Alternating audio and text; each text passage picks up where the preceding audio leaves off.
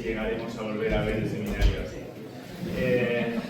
Bienvenidos, bienvenidas al ciclo divulgativo de la Facultad de Ciencias, Conciencias, que este año, este curso, celebramos la 6ª edición y esta es la 3ª sesión. Que sepáis que, como esta charla, se van realizando hasta 4 a lo largo del cuatrimestre del curso, ¿vale? O sea que no es una cosa puntual, sino que esto es parte de ese ciclo divulgativo.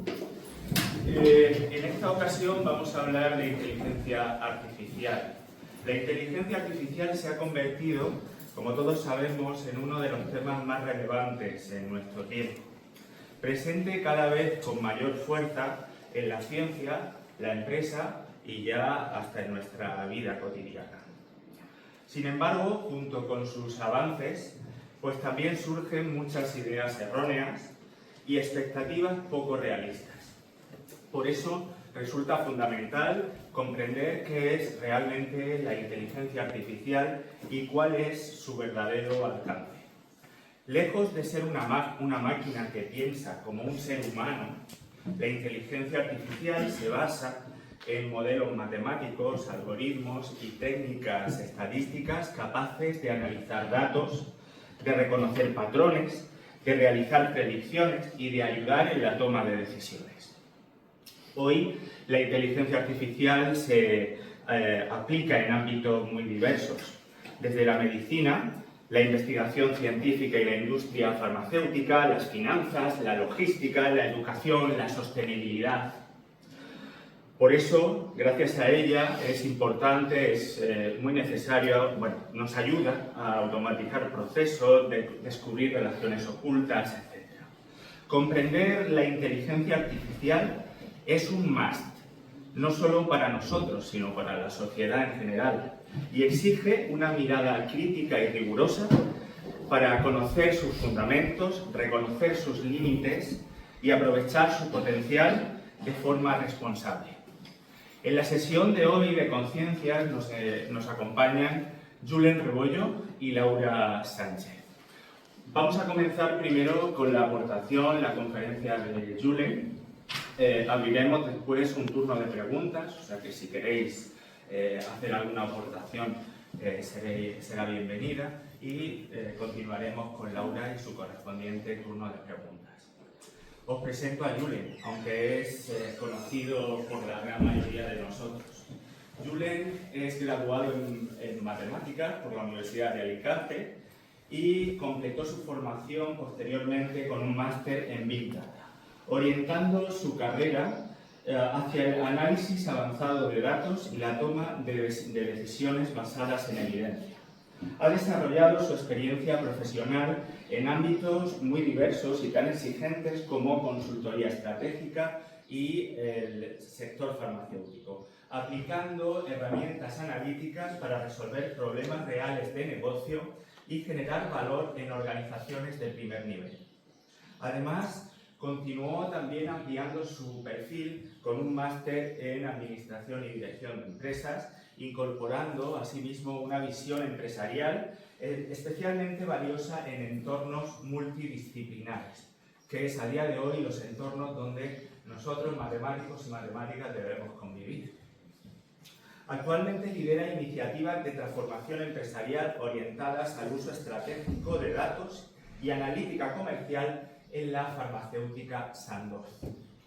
Junto a su actividad profesional, también ejerce la docencia, compartiendo su conocimiento y su experiencia con las nuevas generaciones de estudiantes, en particular aquí, en el Departamento de Matemáticas de la Universidad de Alicante. Su recorrido combina matemáticas, tecnología, enseñanza y empresa, convirtiéndolo en un ejemplo claro de versatilidad y de las oportunidades que ofrece toda esta formación. Os dejo con Julen y su conferencia Desmitificando la inteligencia artificial. Muchas gracias, Julio. Vamos a poner la presentación.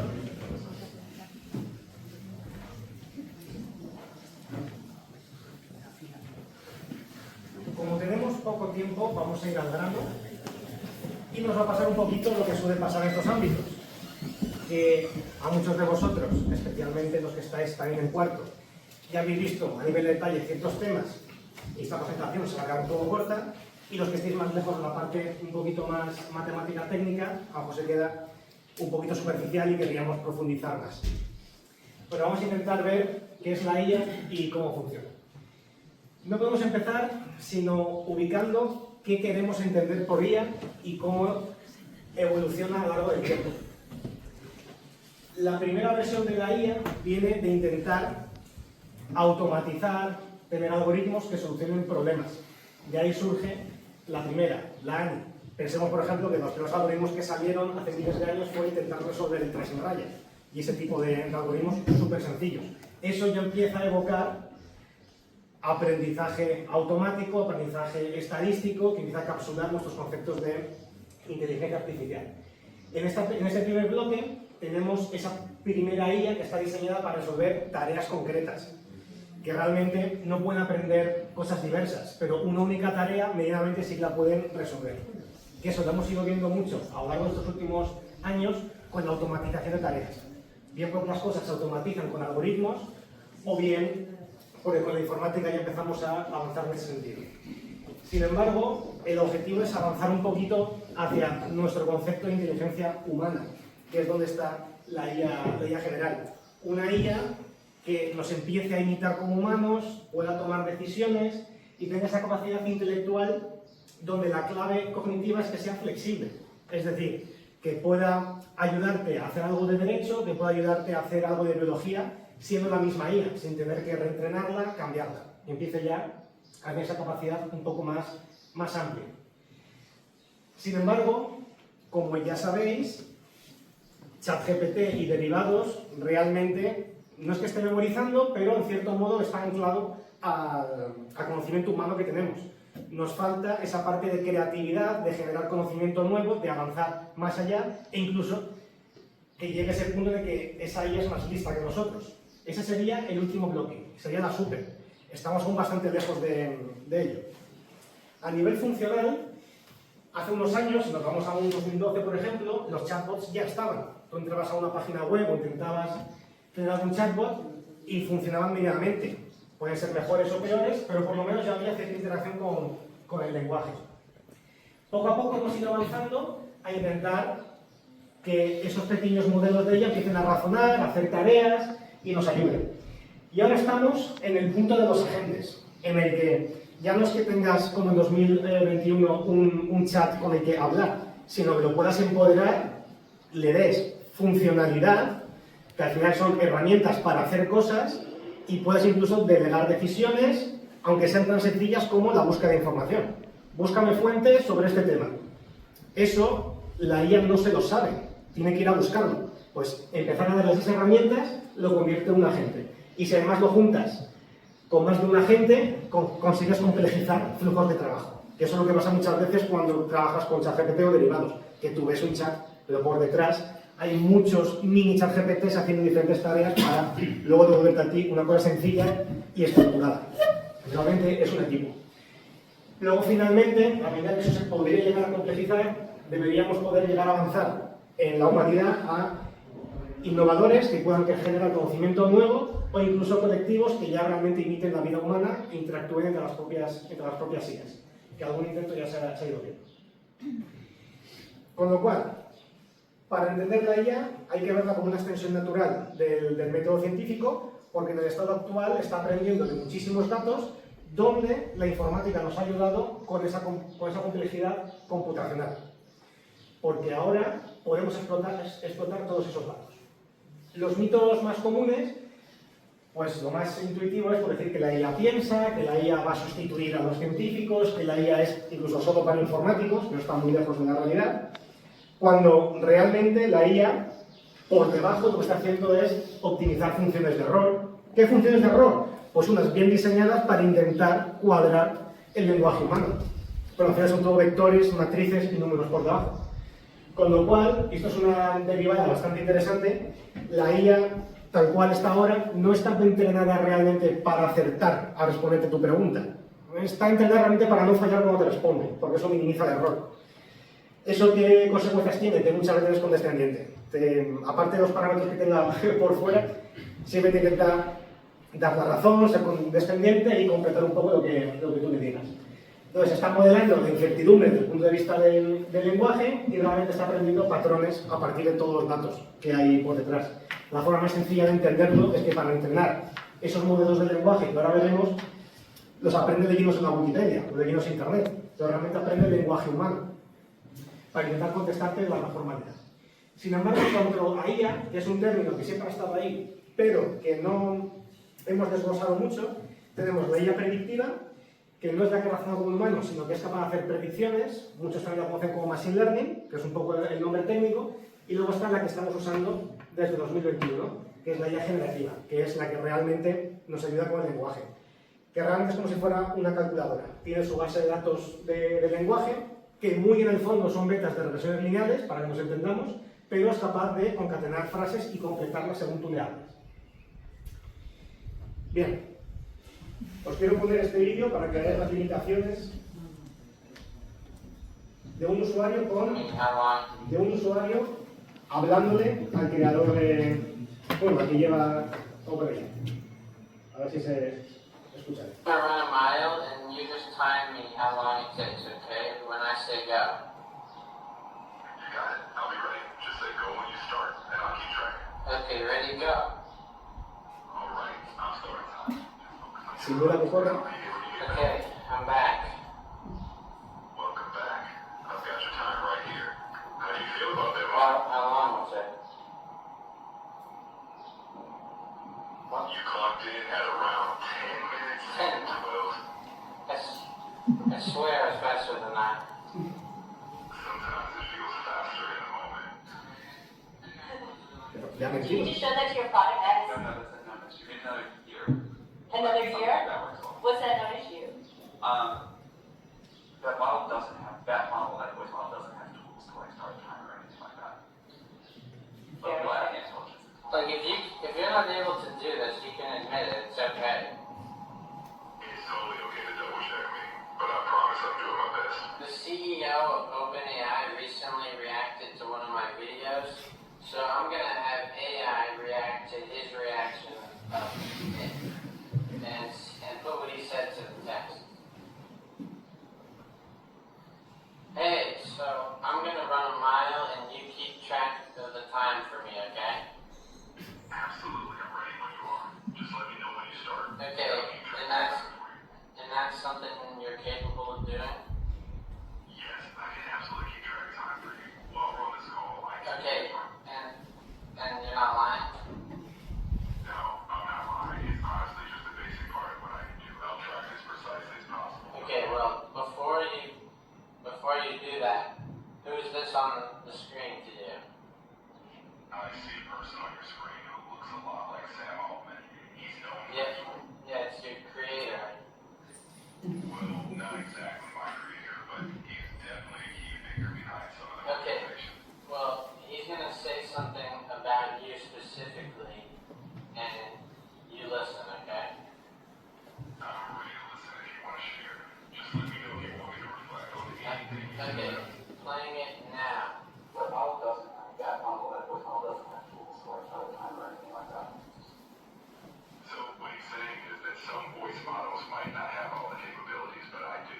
No, he's talking about you specifically. I see. Well, I can tell you that right now, I definitely have a timer capability. So Yeah, but he's talking about, he made you. I totally get that. Are you saying that he's lying? No, I'm not saying he's lying. Okay, then you're lying. One of you guys is lying. I think it's just a misunderstanding. No. Okay, I'm gonna run a mile then. Start the timer now. All right, I'm starting the timer now. Go on. Okay, I'm back. How long did it take? Welcome back. It took you 7 minutes and 40 Not seconds. true. It's not true.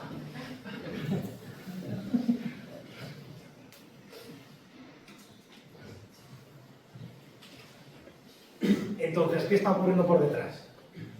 que desde fuera nosotros vemos una única IA, pero por dentro realmente es un tema bastante complejo y bastante manual, en el sentido de que una cosa es el modelo de lenguaje, otra cosa es la parte que pasa de audio a texto para enviárselo al modelito, otra cosa es que el equipo de ingenieros vayan enchufado las herramientas en Python para conectar un temporizador, y todo esto a través de un modelo de lenguaje que está programado para darte un poquito la razón. Entonces, por lo que hemos visto en el vídeo, para ser condescendiente parece incluso temiente. Entonces, entendamos que la IA aún está en esas etapas en las que es muy funcional y va a aumentar mucho la productividad en todos los sectores, pero que estamos lejos de esa IA general o súper que estábamos viendo al principio, ¿vale? Pero esto va muy rápido, esto irá mejorando muy rápidamente.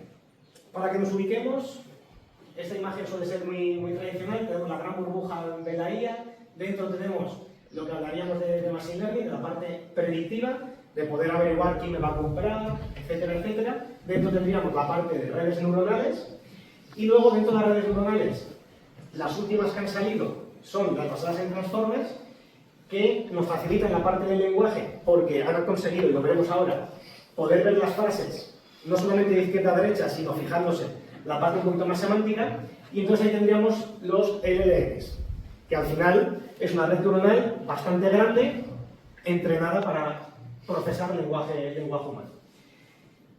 Esta imagen sí me gusta mucho ponerla encima de los dos grandes bloques que la sustentan, y es la columna de matemáticas y la de informática.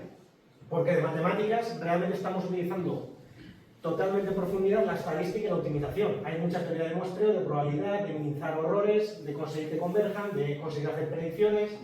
En informática tenemos la gran sinergia de poder computar los datos que estamos almacenando, con lo cual en cualquier proyecto de Big Data de IA siempre hay una gran componente de informática, y esos son los dos grandes bloques que cualquiera que quiera meterse a entenderla ya por dentro tiene que empaparse. Por eso siempre decimos que un data scientist es aquel que sabe más de estadística que un informático, pero sabe más de informática que un estadístico. Ese punto dulce en el medio. Por dar simplemente y que nos unen los términos, si quisiéramos entrar un poco en el mundo de la IA, tendríamos que familiarizarnos, evidentemente, con muchos de vosotros que estáis haciendo modelado de matemáticas, en la parte de estadística, con conceptos como inferencia, ANOVA, PCA, clustering, regresión lineal, etc.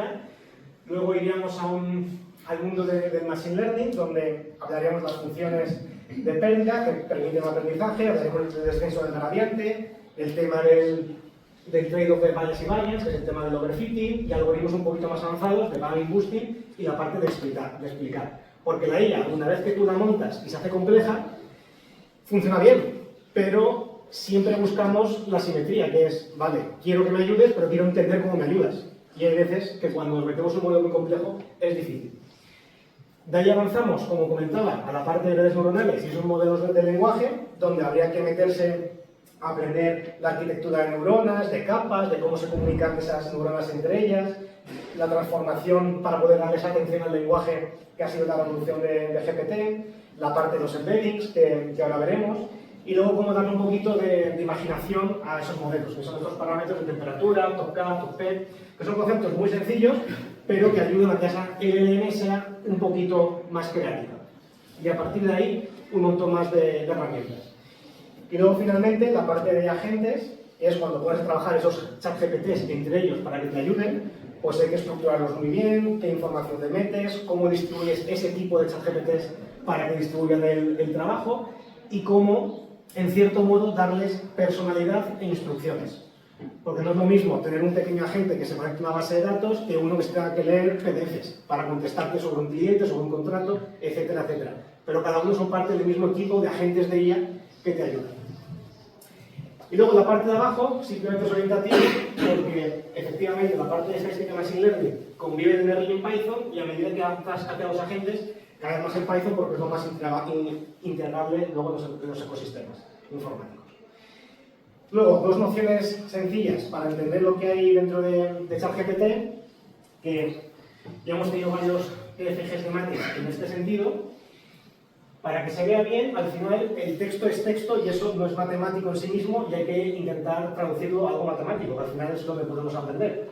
Con lo cual siempre hay una parte de tokenizar y generar vectores, esos embeddings que representan palabras, frases, e incluso cuando tenemos una frase que podemos vectorizar, conseguir representar correctamente mediante vectores, frases, palabras, y que en el espacio estén cerca. Si yo digo casa y digo vivienda, los dos vectores que representan esas palabras estén cerca en el espacio.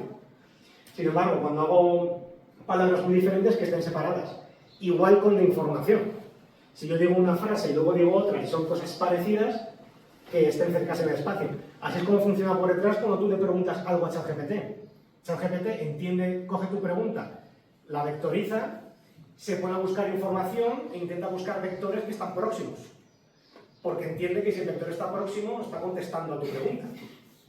¿Vale? Entonces va un poquito por ahí. Con lo cual, hay mucha matemática en conseguir esos mejores vectores, ese espacio dimensional, para que ese modelo basado en redes neuronales pueda aprender. ¿Y cómo está aprendiendo? Pues tú le das una frase y le das la frase siguiente e intenta adaptarse para contestarte bien, para hilar bien una frase consecutiva a la siguiente frase. Al final es como un modelo autorregresivo. Con eso, ChatGPT realmente lo que te va haciendo es predicciones de palabras únicas. Y en función, claro, cuando predice lo que te saca es el vector de todas las palabras que te puede decir, pero de todas las palabras que hay en el diccionario te va a dar la distribución de probabilidad. Si tú le dices hola, la siguiente palabra probablemente con más probabilidad será buenos y después será días. ¿Vale? ¿Se entiende un poco esto?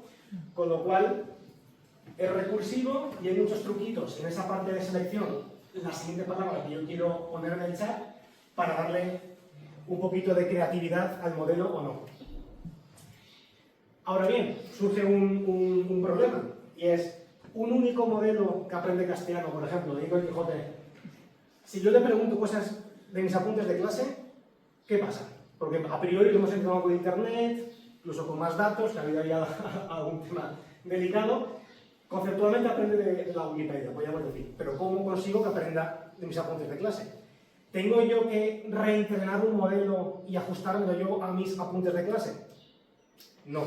Ahí es donde eso sería computacionalmente muy costoso y ya no se hace, aunque inicialmente se intentó.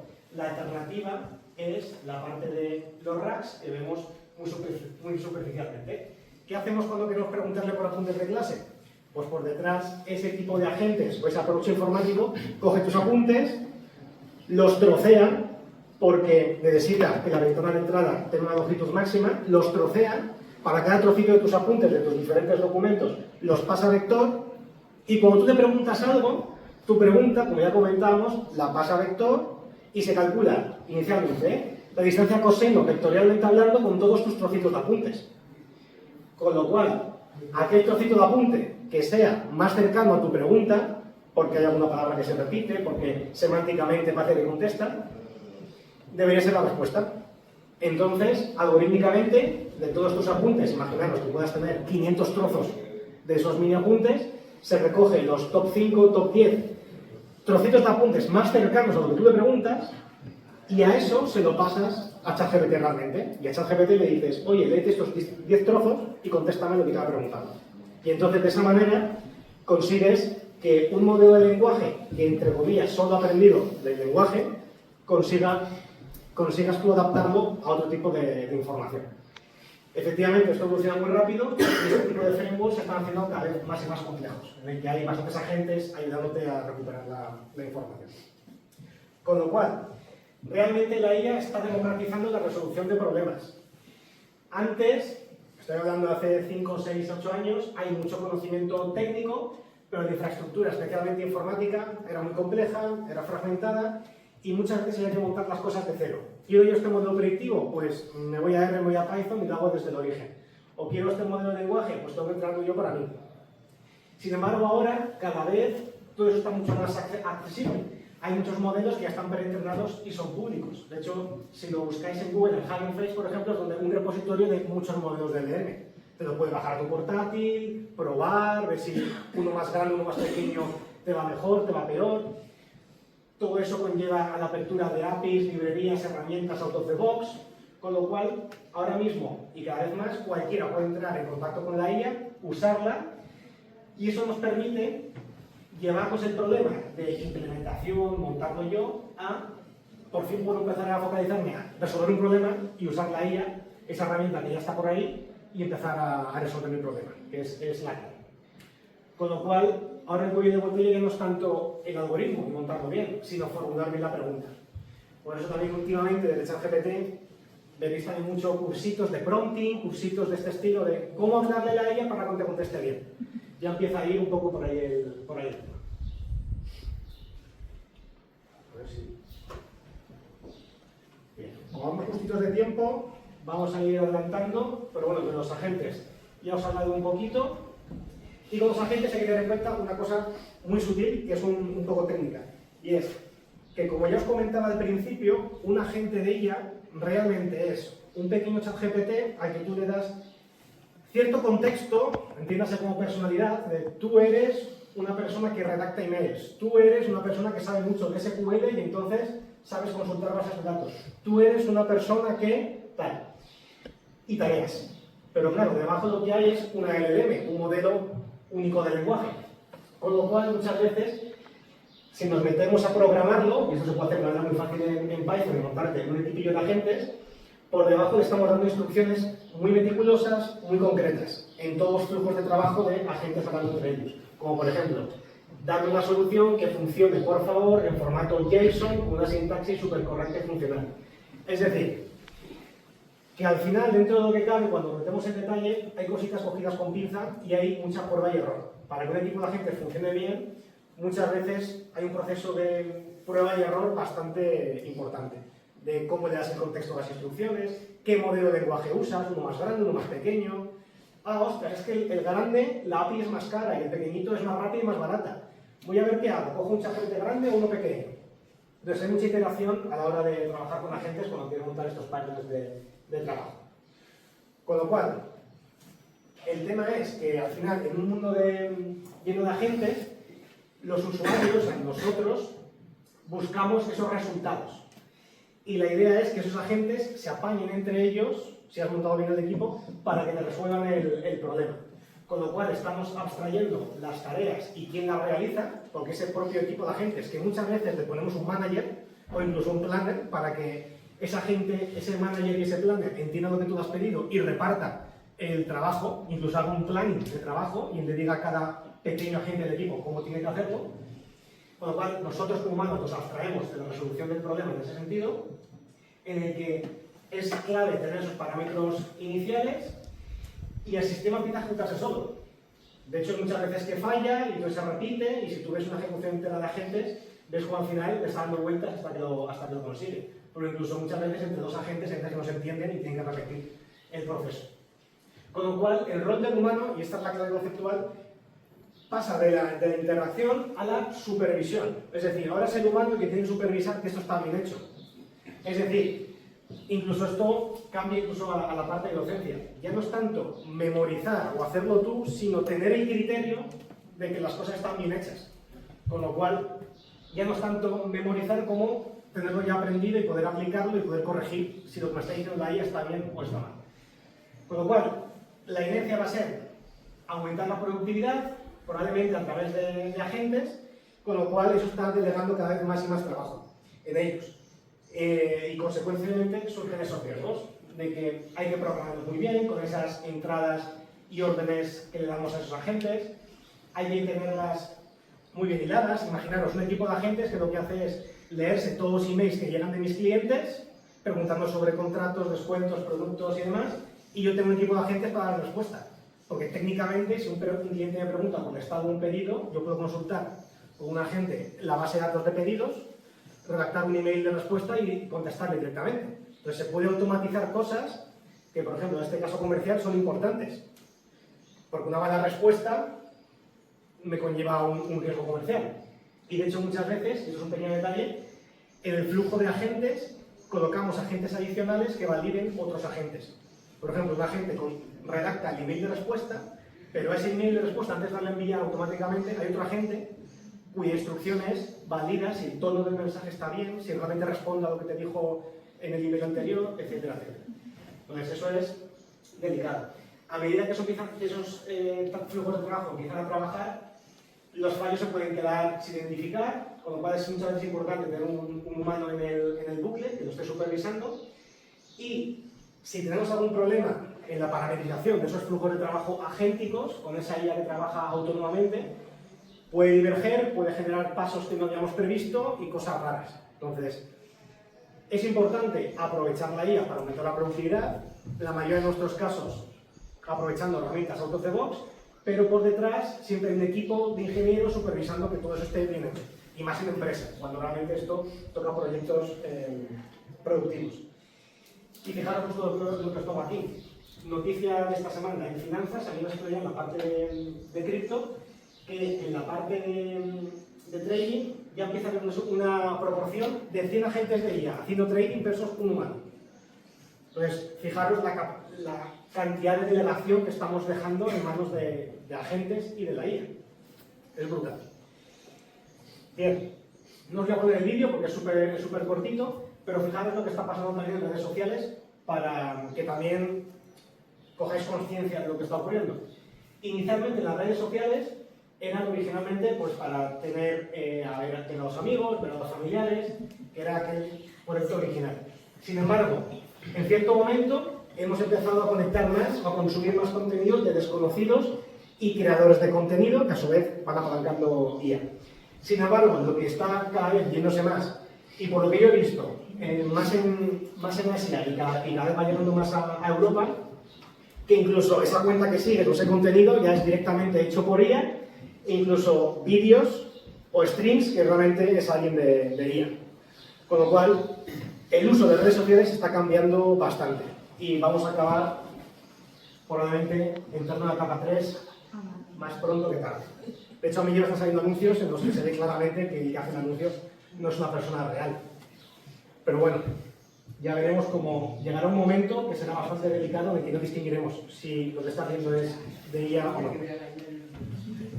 Ya que os pongo esta noticia, para que veáis cómo esto al final se está materializando.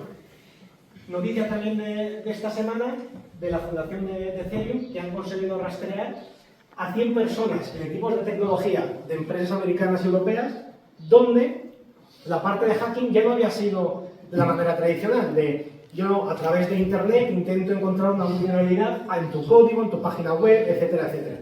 Que eso es como la parte de ciberseguridad más tradicional. Eso acaba de cambiar. Y fijaos lo que acaban de hacer. Han hecho hasta 100 perfiles falsos basados en IA en LinkedIn para simular entrevistas de trabajo, para simular las entrevistas de trabajo en esas posiciones de empresas tecnológicas, entrar a trabajar de esas empresas tecnológicas y una vez que tú entras, pues ya tienes cuenta, ya tienes contraseñas, ya tienes acceso a las bases de datos, a la documentación. Con lo cual, fijaros el cambio de paradigma que supone esto. Es brutal. Entonces, que sepáis que este riesgo está ahí y es real. Con lo cual, al final, lo que sí que os quiero decir es que el verdadero riesgo no es que la IA piense o razone. Ojalá que razone cuanto más mejor, nos ayude a hacer todas esas tareas que podamos llegar a darles. Sino que nosotros dejemos de hacerlo. Nuestro rol es el de supervisar, el de tener criterio y ese valor diferencial de saber lo que está correcto, lo que no, cómo usarlo, cómo refinarlo, etcétera, etcétera. ¿Por qué? Porque al final ya no tenemos ese tiempo para pensar, la vida pasa muy rápido, vamos todos muy rápido con todo y eso implica que ha sustituido la profundidad. Hay menos tiempo a veces para aprender o para estudiar y queremos las cosas rápidas, pero no podemos dejar de lado que al final hay que seguir estudiando y hay que seguir teniendo criterio, para saber lo que está bien y lo que no está bien. Y evidentemente la revolución de la IA afecta al trabajo, a la educación, a la economía en general, y no hay que tener miedo a que nos quite el trabajo o a que nos pueda impactar, sino hay que refrescarse, adaptarse, y eso siempre se hace con formación y humanos al volante. Siempre hay que estar ahí al quite, como se dice. Y os dejo ahí el último cuadradito. Aviso a navegantes. También noticia reciente de esta semana en Meta de abril. Están empezando a capturar, empezando por los empleados, movimientos de ratón, movimientos de teclado, la pantalla, etcétera, etcétera. Intentando ya capturar el conocimiento o la forma de trabajar de incluso humanos con un ordenador. Entonces, eso acaba de empezar y acabará llegando. Con lo cual esta rueda está rodando y hay que incorporarse ya cuanto antes. La automatización no ha llegado, pero hay que estar siempre encima. Con esto, abrimos la primera ronda de preguntas. Pues sí. Sí, ¿no? Como reza la diapositiva, ¿alguna pregunta?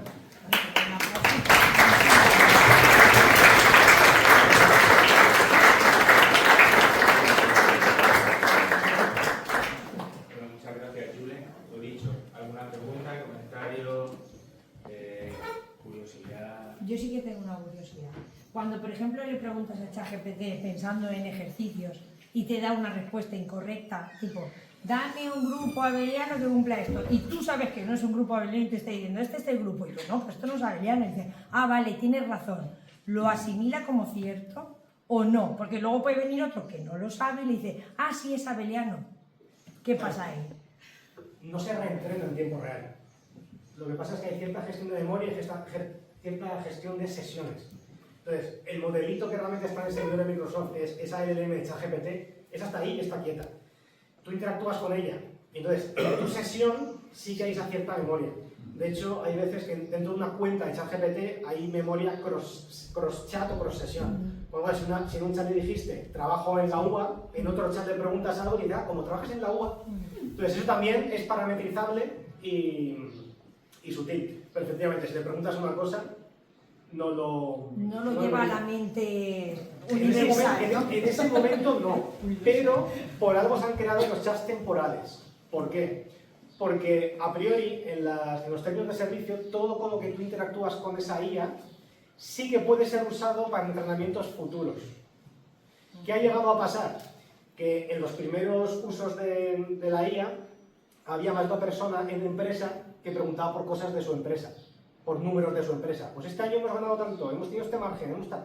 Claro, cuando se ha utilizado esos chats para enriquecer la siguiente versión de la IA, si preguntabas por esa empresa, quizá se haya capturado por lo que le han ganado, el margen y tal. Entonces, sí que se puede llegar a entrenar, pero en versiones futuras.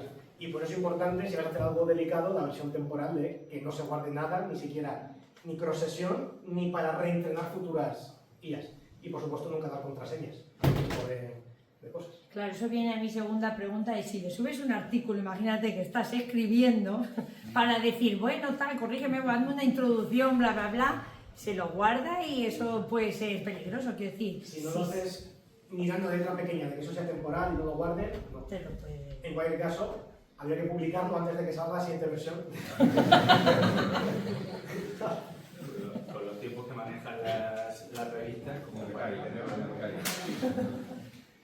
¿Alguna...? Yo tengo otra pregunta que me crea mucha ansiedad. A ver, hace mucho tiempo, cuando salió esto de la IA, yo escuchaba en la radio y decía que había aprendido como de hasta un cierto año, ¿no? O sea, es como si le hubieras dado los datos hasta 2019, por decirte algo, muy cerrado. Y que el día, porque eso era una parametrización de muchas variables, de miles de variables, bla, bla, bla. Pero no estaba como abierto, en plan, voy a ir aprendiendo de todo lo que hay en la red. ¿Eso es verdad hoy en día? ¿Se ha mejorado? Eso se ha mejorado. Inicialmente, si tú cogías, hay que entrenar esos modelos. Esos modelos, cuando tú los pones a funcionar, igual se pasan de 3 a 6 meses computándose. Entonces, tienes que cortar en un momento del tiempo y decir, hasta aquí. Al final, lo que tú buscas con ese modelo es que aprenda el lenguaje. De manera subyacente va a entender información. Si le has pasado a Wikipedia y está Napoleón, si le preguntas algo sabrá. Pero efectivamente, con eventos nuevos no han entrado. Y es normal. Por eso la parte que buscamos de ampliar cuando buscas información sobre apuntes o le das información. Por detrás, a día de hoy, tú le preguntas algo y busca fuentes. Entonces, no es que el modelo se lo sepa, sino que al buscar fuentes, trocearlas y buscar qué contestan a tu pregunta, ahí sí que puede acceder a información en tiempo real. Donde cuánto es más tiempo real o menos es en función de qué bien o cuántos permisos tenían para buscar información en tiempo real. Que esto a su vez está cambiando. Y tenemos un TFG este año sobre esto, sobre las búsquedas en Internet, como por ejemplo con Google y toda la parte que hay alrededor con el SEO. Es antes íbamos a Google, veíamos las top 10 y buscábamos la info.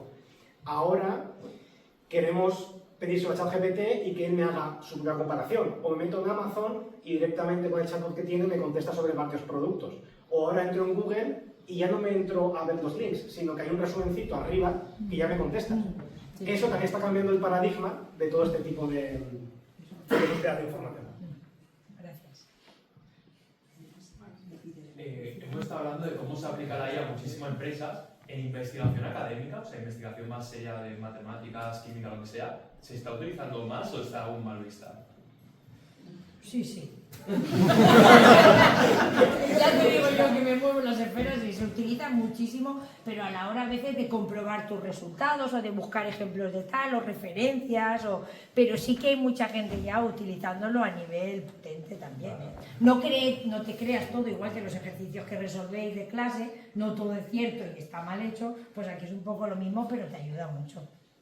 Hay un segundo particular y es el de, porque como hablamos no puede innovar aún demasiado, por lo cual no te puede investigar, pero sí te puede ayudar como herramienta, como se llaman los gemelos digitales. Es decir, si tú haces experimentación, imagínate en laboratorio, y tú sabes que podrías hacer 2000 experimentos y no tienes presupuesto, ni tiempo, ni capacidad para hacerlos, pero sí puedes parametrizarlos virtualmente e intentar simularlos y ver cuál es el que mayor probabilidad de éxito tendrías si lo hicieras en la vida real.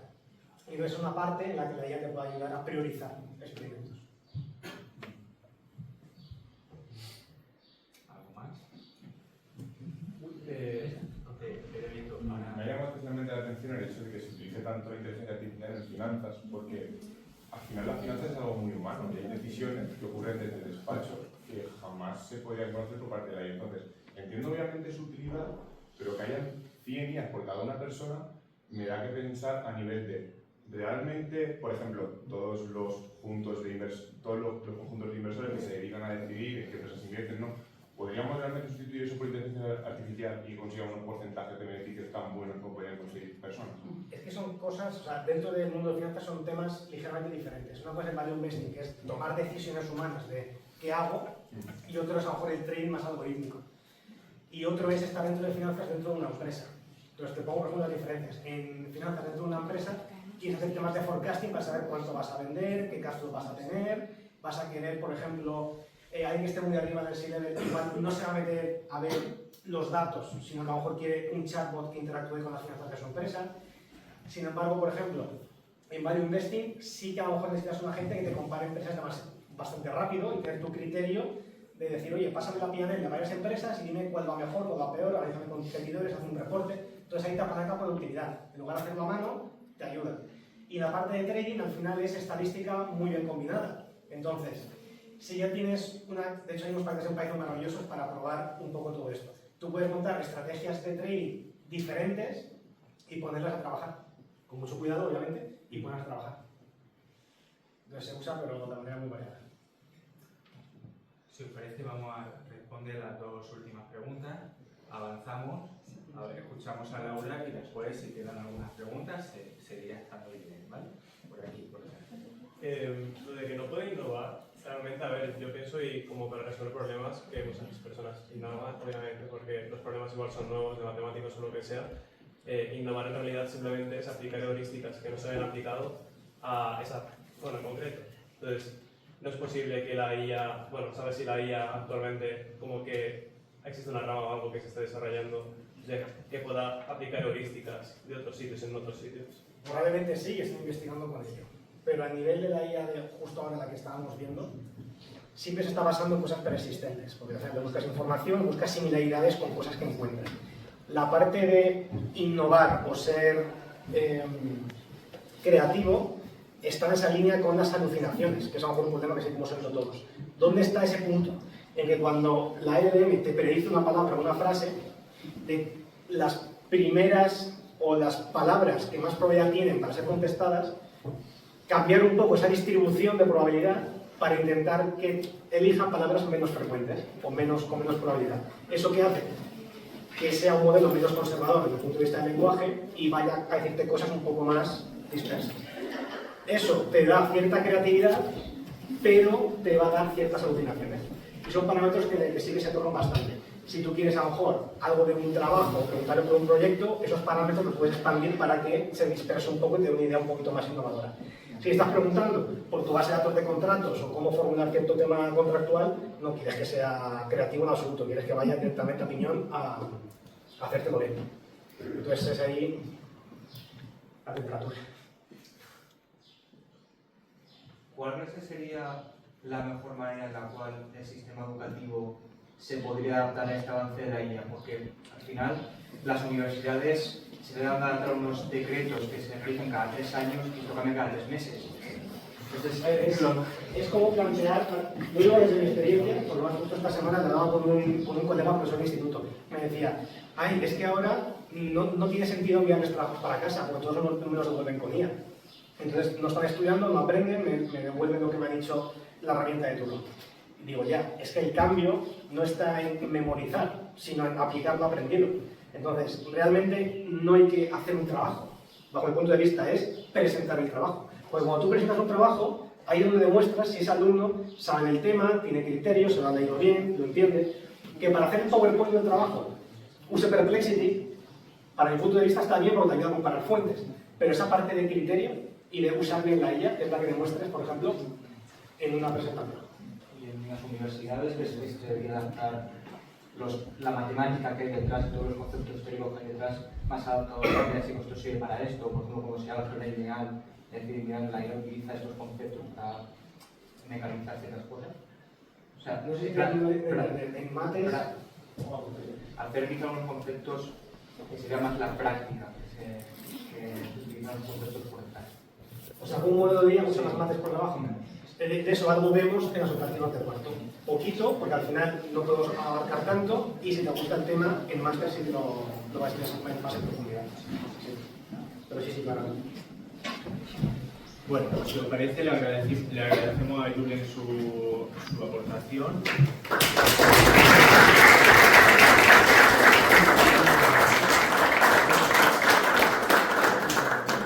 Y seguimos con Laura. Laura es graduada en Física por la Universidad Autónoma de Madrid, donde también cursó un máster en Materiales Avanzados y Nanofotónica, culminando posteriormente su doctorado precisamente en ese ámbito, en nanofotónica. Desde 2018 desarrolla su carrera en el ámbito de la Data Science y la analítica avanzada, trabajando en compañías de referencia como Deloitte, McKinsey y Sandoz, la farmacéutica donde también trabaja Julen y donde actualmente Laura desempeña el cargo de Advanced Analytics Lead, es decir, responsable de innovación y analítica avanzada aplicada al área financiera. Su perfil multidisciplinar, que además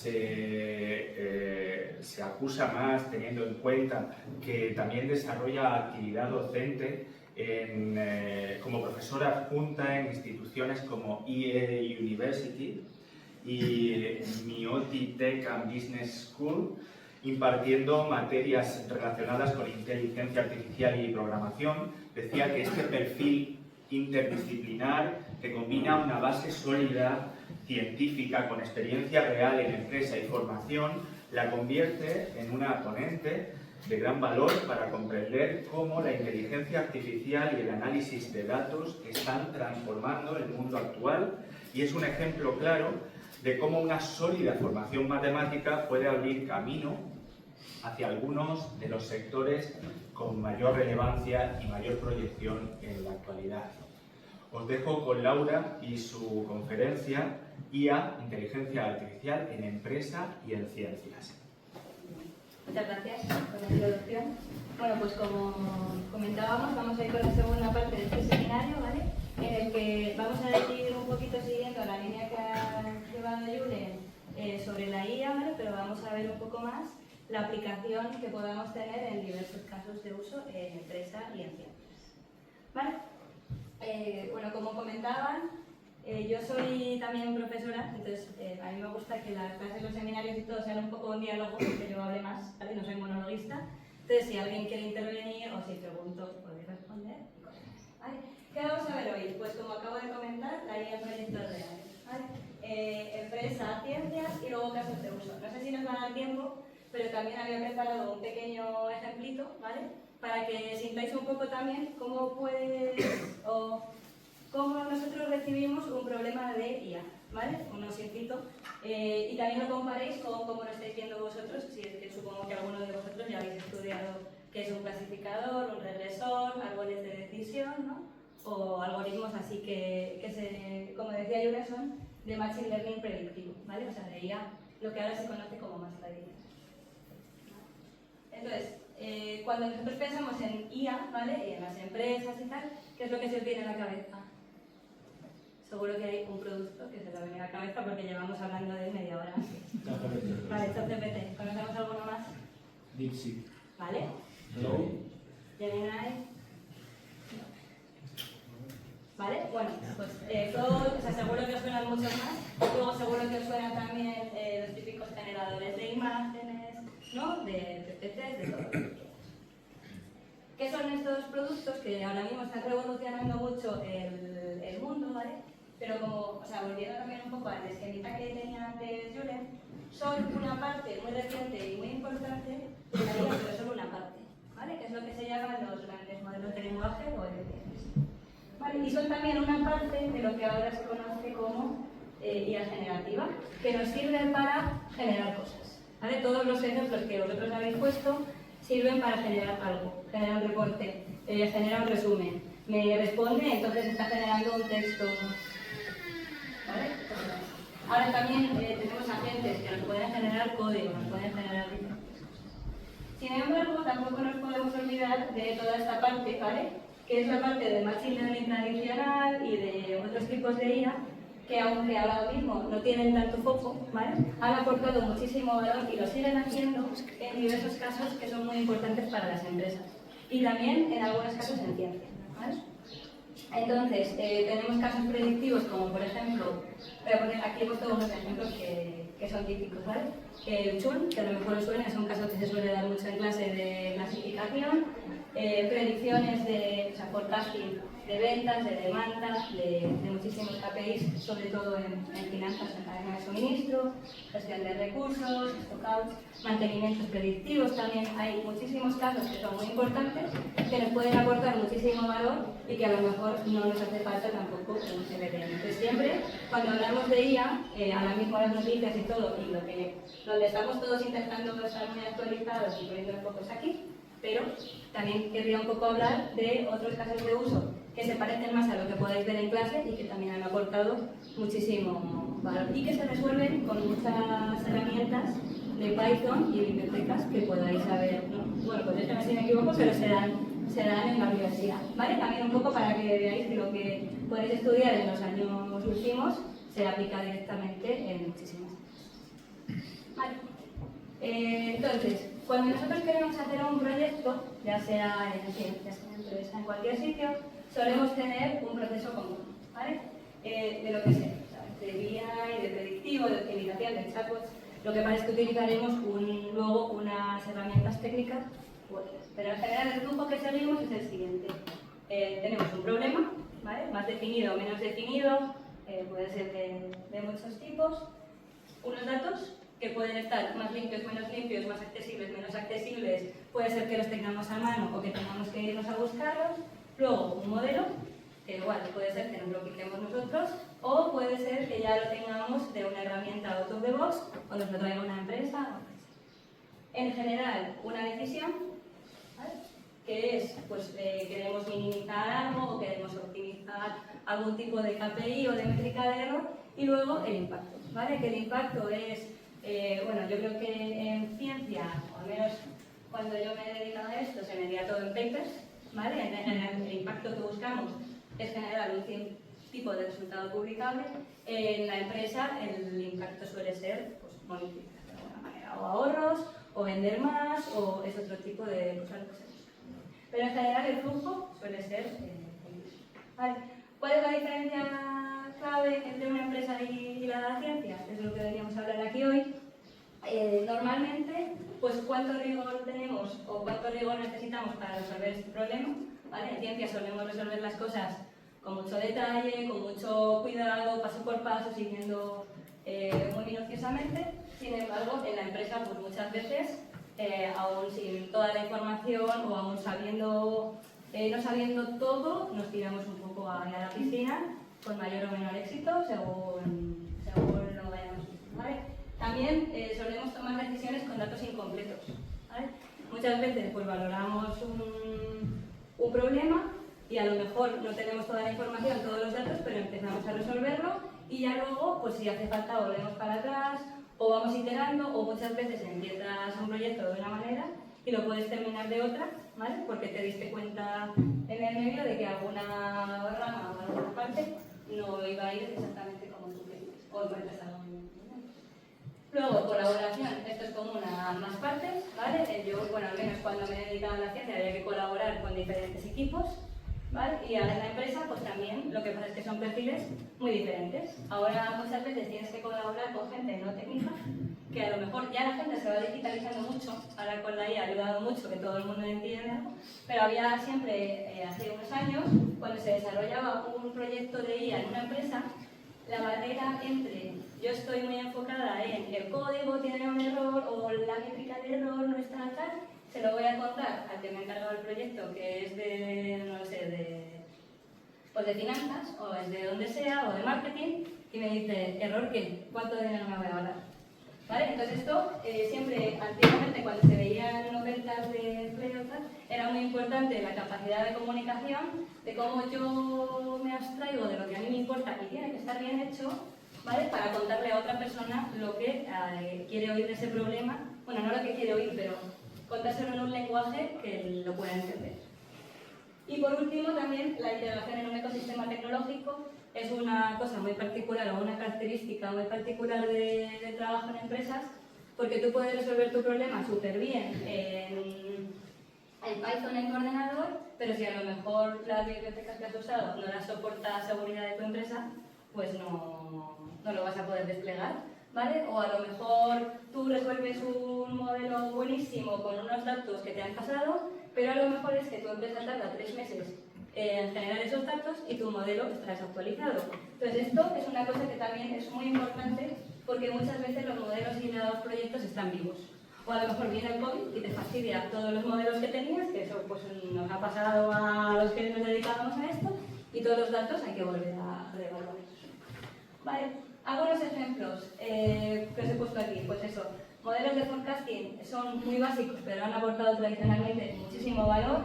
El churn, que es predecir cuál es el siguiente cliente que se me va a ir, ¿vale? Probablemente, bueno, no sé si a vosotros, pero os ha llamado alguna vez la compañía telefónica que sea para ofreceros algo o para ofrecerte datos o que te cambies o lo que sea. Eso puede ser un modelo de propensión que está diciendo que tú eres cliente propenso de irte, entonces te quieren retener o te quieren pactar.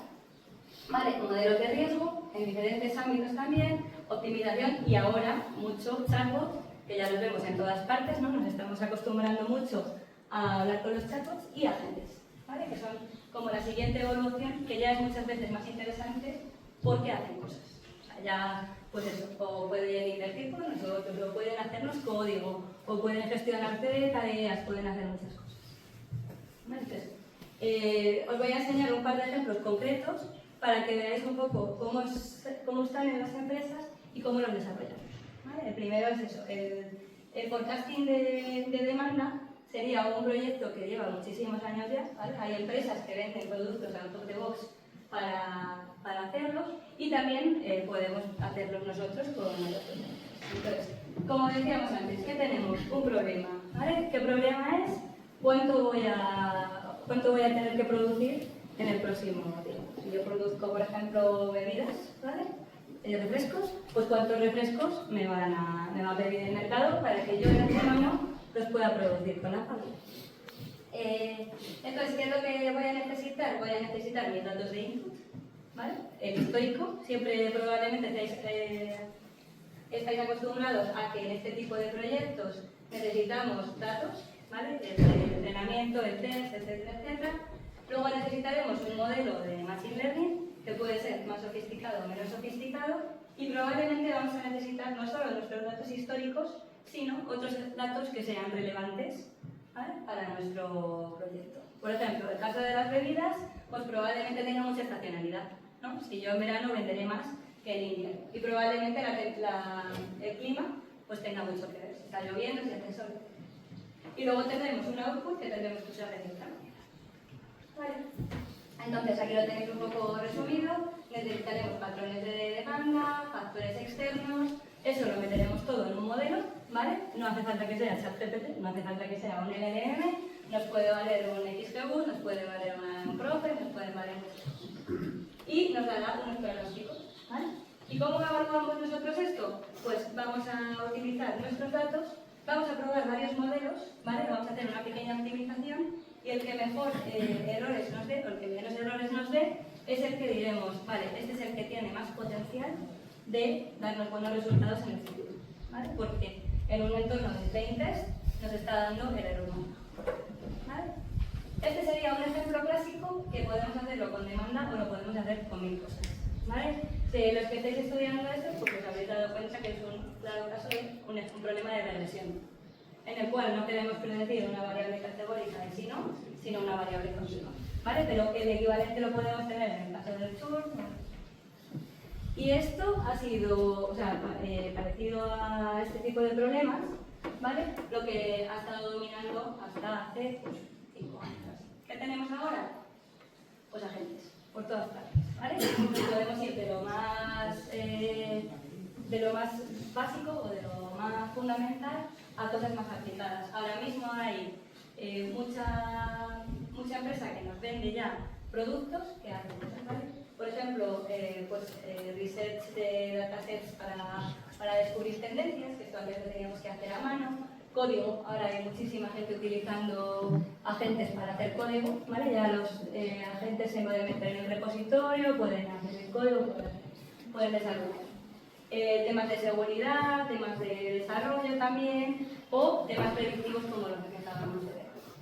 Entonces, cuando nosotros nos queremos dedicar a esto, pues lo mejor es tener un poco el conocimiento de las dos partes. Por un lado, el conocimiento más fundamental, que es el que nos da haber estudiado Machine Learning, saber los algoritmos, tener una buena base de datos y estadística, y por otro lado, pues estar actualizados y conocer todos estos temas que también están aportando ahora mucho valor, pero como os digo, todavía queda mucho proyecto de este tipo, ¿vale? En las empresas. Y esto suele estar, o sea, te lo puede dar una empresa, pero bueno, tradicionalmente pues lo hace la gente de dentro, como una empresa externa, programado a mano desde dentro, ¿vale? Hasta aquí, pues ejemplos sobre cómo lo utilizamos en las empresas. En ciencias, donde más se ha usado la IA, o donde más hemos tenido ciertos casos de éxito con mucha repercusión, es en temas de biología, biomedicina, etc. Siguiendo un poco la línea que traía de las empresas, pues tenemos desde herramientas o cosas muy fundamentales, como pueden ser los datos de MMIs que sirven para temas de diagnóstico, ¿vale? Y ahí estos son públicos, a mí me gusta mucho usarlos en clase y los podéis usar para testear pues, vuestras redes neuronales, vuestros proyectos, lo que queráis. Y son, hay muchos tipos, ¿vale? Pero son datos de tomografías, de rayos X, de lo que sea, de pacientes con una cierta patología o de cierta enfermedad y sanos, en los que tú puedes entrenar tus modelos para que te den el diagnóstico. ¿Vale? Entonces, aquí también probablemente reconocéis casos que son muy clásicos y muy simples. Tengo unos datos, tengo un modelo y tengo una predicción de sí, ¿no? ¿Está bien? ¿Está mal? Tú tienes una enfermedad con un cierto grado. Vale, eso sería temas muy básicos también que podrían utilizar pues, redes neuronales o árboles de decisión, o bueno, árboles de decisión no tanto, pero algoritmos más clásicos. Y luego también tenemos parte generativa, ¿vale? Y en parte generativa a mí me gusta mucho el desarrollo, por ejemplo, de moléculas y fármacos, ¿vale? Entonces, los modelos basados en transformers que aparecieron por primera vez en 2017, ¿vale? Y que aprenden muy bien cómo prestar atención a ciertas cosas o cómo interactuar con los datos de una manera muy concreta, no solo han servido para darnos chatbots, para darnos imágenes nuevas, para ayudarnos en el día a día, sino también se están usando para ahora, por ejemplo, resolver problemas tan importantes como la resistencia a los antibióticos. Como decía Julen antes, uno puede crear modelos que nos ayuden a analizar qué compuestos nos vamos a tener que sintetizar en el laboratorio para que sean buenos candidatos para matar bacterias resistentes a los antibióticos. ¿Vale? Este es un ejemplo de la revista Nature, ¿vale? Y igual que veíamos antes, en todos los casos tenemos unos ciertos datos, ¿vale? Que en este caso será por la estructura de la molécula o lo que sea. Metemos un modelo que ahora es mucho más complejo que los que estamos viendo antes, será un modelo generativo, y el modelo le vamos a entrenar para que nos devuelva pues, una propuesta. ¿Vale? El caso más conocido de este tipo de ejemplos es el de AlphaFold, que no sé si os suena, ¿vale? Ganó, es un ejemplo muy claro de mucho impacto en ciencia con IA, porque ganó el premio Nobel de Química, ¿vale? En su momento. Y esto es una herramienta que desarrolló DeepMind y que tuvo muchísima repercusión en su momento porque ganó uno de los concursos que llevaban muchísimos años teniendo, o sea, en pie, en el cual se intentaba predecir la estructura tridimensional de una molécula dada su secuencia de aminoácidos, ¿vale? Y entonces había mucha gente dedicándose a esto llevaba, no sé si 50 años, llegaron ellos, utilizaron un modelo basado en transformers y consiguieron pues, unos resultados que no había tenido nadie. Y al año siguiente sacaron la versión 2, que creo que es la que le dieron el premio Nobel, porque ya llegaron al umbral que se requería para poner esto en funcionalidad. ¿Vale? Esto todavía está teniendo muchísimo impacto, aunque a lo mejor no lo vemos tanto en las noticias, ¿no? Y están ya algunos casos de desarrollo de nuevos compuestos basados con IA en fases medio avanzadas ya de ensayos clínicos. ¿Vale? Aquí os he dejado un poco, no sé qué tardamos de tiempo, o si alguien luego lo quiere mirar, cómo funciona AlphaFold, pero viene a ser el mismo proceso que hemos visto al principio. ¿Vale? Hay unos datos de entrada que estos tuvieron que darle muchísimo procesado, ¿vale? Para que los datos tengan un sentido y el modelo, como el modelo no sabe química, pueda procesarlos bien. Luego hay el modelo enorme entrenado aquí y luego un sistema de optimización para poder ver de verdad cómo va a ser esta proteína en 3D y poderlas proponer antes de tener que ir directamente al laboratorio, ¿vale? Y ahora ha sacado una nueva versión que ya lo va refinando. No solo esto, ahora nos ayuda también a entender cómo interactúan ciertos compuestos. Entonces, hemos visto varios casos de uso, hemos visto que hay muchas maneras de usar inteligencia artificial, ¿vale? Podemos picarlo nosotros, podemos contratar una empresa, puede ser que usemos un producto. En cualquiera de los casos hay diversas palancas que nos van a ayudar a tener más éxito, ¿vale? Entonces, como decíamos antes, identificar áreas clave del negocio, o sea, no implementar IA por IA, sino siempre ser un poco críticos y pensar, ¿esto que voy a hacer tiene sentido o no tiene sentido? ¿Va a aportar algo o no va a aportar algo? ¿Vale? Asegurar buen nivel de digitalización, ¿vale? Como os digo antes, ya la gente va teniendo más, pero antes había mucha gente que te venía y te decía, tengo estos datos, hazme un modelo. Y tú decías, no, esto tiene que estar de una cierta manera, tiene que tener una cierta calidad, un histórico, etc. Y luego, muy importante también, pues ir construyendo poco a poco talento, ¿vale? Pues eso se puede hacer en las universidades, la gente siempre formándose y para que nos ayude a cada vez crear proyectos con mayor impacto. Cuanto más sepa la gente, más te puede ayudar, ¿vale? Porque si veis todo lo que os he enseñado, son problemas muy técnicos en los cuales tenemos que entrenar un modelo y tenemos que hacer un desarrollo de código, etcétera, para resolver un problema que probablemente ni entendamos. Un problema de finanzas, un problema de medicina, un problema...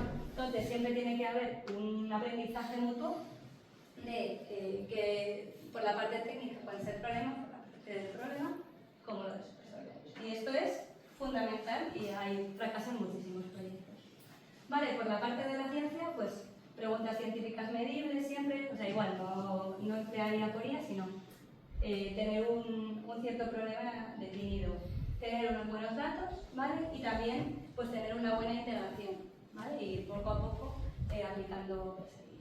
Y siempre a mí me gusta decir que la IA nos complementa, como también comentaba antes Julen, pero no nos tiene que sustituir, porque todavía tiene muchísimas limitaciones y no va, de momento, no nos puede sustituir, ni podemos nosotros delegar todo ciegamente en la IA, ¿vale? Primero el aprendizaje, que es donde también nos tenemos que preocupar.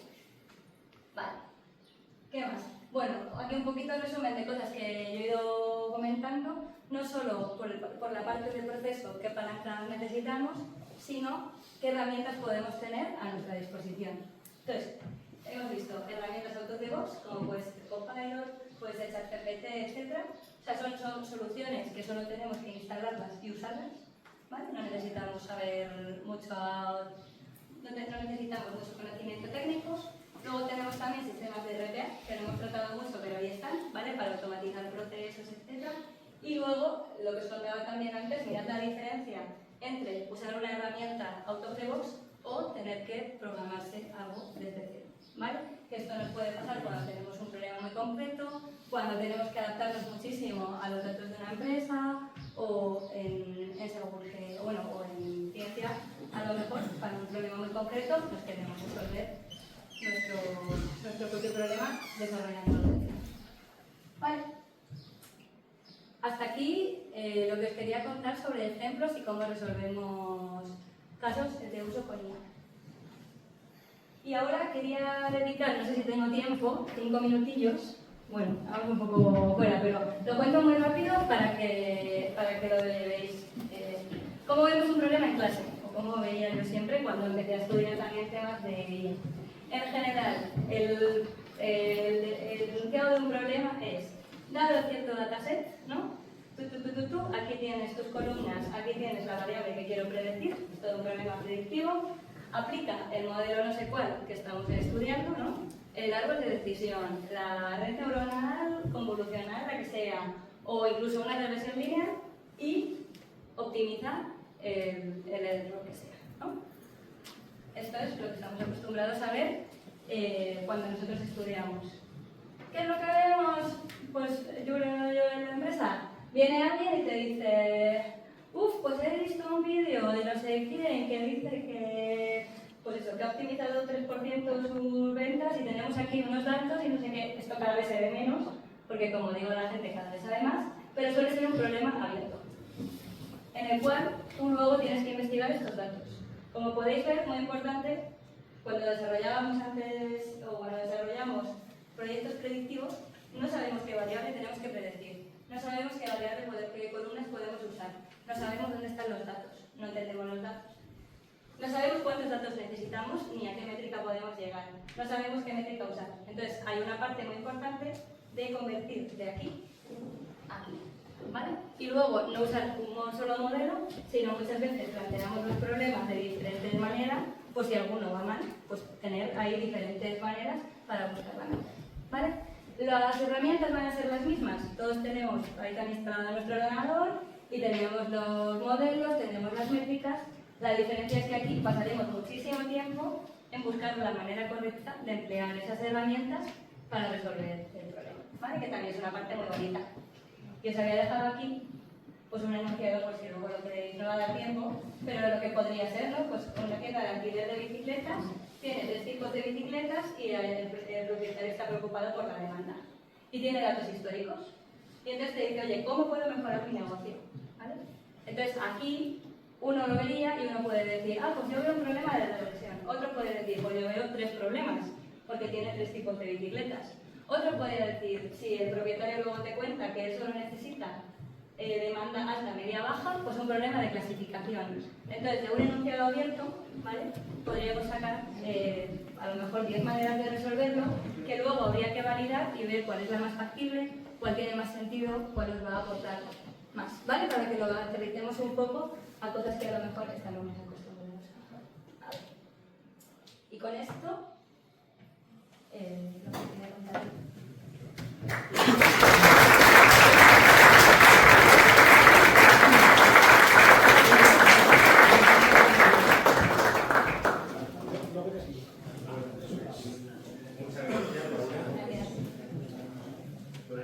¿Hay alguna pregunta para Laura? ¿Alguna curiosidad que queráis satisfacer? José. Enhorabuena, Laura, por tu charla. A ver, yo quiero preguntarte, en el caso de la IA predictiva, que es donde más has enfocado, ¿hasta qué punto las empresas están dispuestas a utilizar herramientas tipo ChatGPT y demás que darían acceso a quizás su base de datos y claro. ¿No sería preferible? Pues... Claro, es que esto va muy ligado al nivel de madurez digital que tú tengas.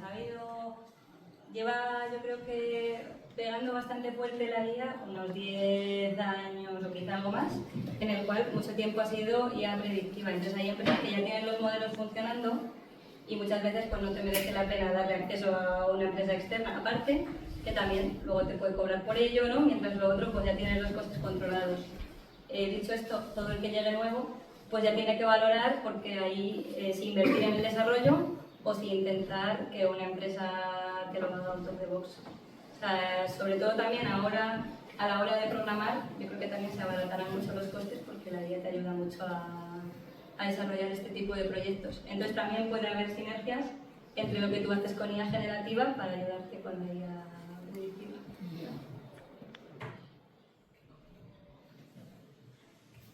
Yo quería preguntar acerca del doctorado, porque sí es verdad que es un más contraste, ¿no? Como antes de explicar, Julio, que tú hiciste en nanofotónica y ahora es vital. Sí. Y etcétera. Entonces, ¿tú crees que el doctorado entiendo que sí que te ha aportado, por supuesto, pero crees que te ha aportado más que, por ejemplo, acabar el máster y ponerte a trabajar ya? Pues hay una parte profesional y una parte personal. Yo me gustaba mucho la física, me quería dedicar a ello, entonces el doctorado era una manera de pasar algún tiempo dedicándome profundamente a cosas que me gustaban mucho. Entonces ahí pues me aportó infinito y más. Luego, a nivel de profesional, pues sí, porque hay también una parte de estructurar problemas, de enfrentarse a problemas abiertos, de trabajar también en equipo, de coger un problema muy grande e irlo partiendo en trocitos e irlo resolviendo. También suele haber ahí un tema también de enfrentarse al fracaso, de muchas veces es parte que no sale y tú tienes que saber reaccionar y hacerlo. Entonces, todas esas cosas, a lo mejor, o sea, todas esas cosas sin duda sirven mucho. Y luego también yo hacía mucho análisis de datos. Entonces, no lo hacía en Python, lo hacía en MATLAB, pero toda la parte de proceso, de qué hay que hacer, de cómo se analizan, sí la tenía y la tenía con mucho rigor, porque como os digo, en ciencia se hacen las cosas con mucho rigor, que luego me ha servido mucho también en la empresa. ¿Y es algo que las empresas valoran también, que tú tengas un doctorado o no le dan tanta importancia? Cada vez más. O sea, yo creo que sí se valora esto, mi opinión personal, no tengo ninguna estadística por detrás. Igual sí en el proceso de contratación y luego en la trayectoria que tú puedas llevar, no sé si tanto en las condiciones iniciales, ¿sabes? No sé si alguien te contrata más arriba por tener un doctorado. Otra cosa es que por las cosas que hayas aprendido en el doctorado, tú tengas más. Sí. Reaprovechando la pregunta de Noel y encaminándola hacia cómo enfocar nuestro futuro, aprovechando también que son personas que ya les dedicado a esa empresa, que sabéis un poco qué es lo realmente útil y que quizás es más humo, por ponerle un nombre. Si tuvierais que poneros en nuestro lugar, porque sois un poco atrás en el tiempo, y tuvieseis que decidir cómo enfocar desde un tercero o cuarto año de carrera, con un primero y segundo, que hay algunos, cómo seguir estudiando, poder tirar, coger un máster, qué tipo de máster, realmente es importante coger una universidad u otra, porque a los dos me sirve porque Creo que hago para responder. No, porque al final me repito mucho, pero lo primero es ser conscientes de que cuando tú acabas cuarto vas un grado, técnicamente no te diferencia tu certificado de un compañero de otro. Lo que te diferencia son las optativas que ya has ido eligiendo, si has hecho algún cursito por fuera de Coursera, o etcétera, etcétera, y un poquito hacia qué máster vas, ahí sí. Ahora, ¿cuál es el primer hecho diferenciador real? Probablemente FGV. Porque es la primera oportunidad que tienes de especializarte o abarcar un área que a ti te guste y te gusta profundizar. Entonces, invitación siempre a ir preparando el currículum cuanto antes. Una vez elegido el TCG, en cambio, obviamente, hacer lo que queremos acabar haciendo, que es trabajar en empresa, que está enfocado a Big Data, lo que sea. Por ejemplo, a nivel de máster, hay tropecientos mil másters. Y en base a su publicidad, todos son los mejores másteres del mundo. Y van a formar incluido en el TDA. Eso es cierto, realmente, si yo consigo un desempeño bastante bueno en cualquier máster, van a ser equiparables mis oportunidades esté en la universidad en la que esté. Realmente voy a tener mucho cuidado a la hora de elegirlo. Sí, eso es un tema recurrente con los alumnos de cuarto. El tema es que como la IA se ha puesto de moda, ahora todos los nombres de máster que suenen a IA tienen la palabra IA. Entonces, ¿cuál es la clave ahí? Ver el plan de estudios. Y entonces ver las asignaturas que hay e intentar ver el contenido de esas asignaturas. En universidad pública es más fácil porque sí que puedes ver el contenido de las asignaturas y distinguir y decir, uy, esto no es tan novedoso, uy, me falta informática, me falta estadística, etcétera, etcétera. Y en algunos másteres privados no te quieren dar tanta profundidad y entonces es más complicado ver si tienes el nivel de detalle. Pero efectivamente analizar el máster es importante. Por ejemplo, sencillo, si en ese máster te habla de agentes de los antiguos, de los de hace 10-15 años, de modelización de sistemas y demás, sabes que no está hablando de agentes de IA. Con lo cual sabes que ahí esa asignatura se ha quedado atrás. Con lo cual buscarás una asignatura de agentes de IA en el que veas que aparece Python, veas que aparecen LLMs, veas que aparece algún paquete como QAI que hace agentes. Entonces hay que hilar fino el máster, claramente. Y también si tienes curiosidad hay muchísima información online, vamos, hay divulgadores muy buenos, hay gente que te tiene muy al día de lo que va saliendo, ¿sabes? Más allá de la formación académica que a veces no le da ni tiempo, porque si esto sale hoy, evidentemente al plan de estudios no le ha dado tiempo, también hay mucha información online. A lo mejor más a nivel divulgativo, pero también te puede ayudar un poco, como dice Julen, a ver dónde está el máster que tú quieres elegir y dónde está. Muchas gracias. ¿Alguna cosa más? ¿Aprovechamos para una última o lo dejamos? ¿No? Lo dejamos. Muchas gracias. Pues muchas gracias a todos.